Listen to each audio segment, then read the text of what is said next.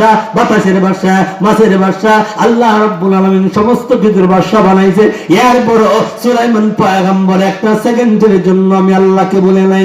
আল্লাহ রাব্বুল আলামিন বলেন, হে পৃথিবীর রাজা বাদশা, এমপি মন্ত্রী প্রেসিডেন্ট বড় লোক, তোমরা বলেছো জনসাধারণের খেদমত করতে গিয়া আমাদের টেন পাইছো না, তোমাদের যুক্তি গ্রহণযোগ্য না, যাও তোমরা জাহান্নামে চলে যাও। আল্লাহ রাব্বুল আলামিন সুলাইমান পয়গম্বরের যুক্তির মাধ্যমে এদেরকে আল্লাহ জাহান্নামে দিবেন। বলুন তো দেখিব কিয়ামতের কঠিন ময়দানে কোন যুক্তি দেখাইয়া এমপি মন্ত্রী প্রেসিডেন্ট মুক্তি পাইব?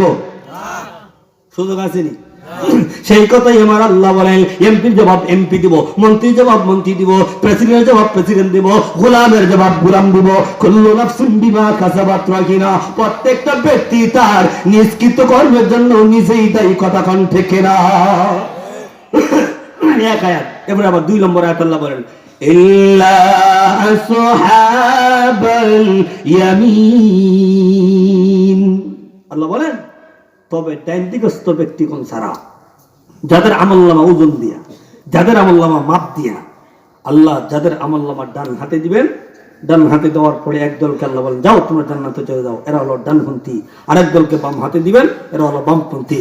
বলুন তো দেখি, ডানপন্থী বামপন্থী আমরা যখন সমাজে বলি, কোন পন্থীরে বালা কই?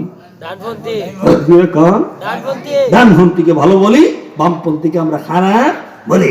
আল্লাহ কিয়ামতের কঠিন ময়দানে, ও বানিয়ে চুনবাসী, আল্লাহ আপনার আমলনামা সোজাসুজি দিবে না।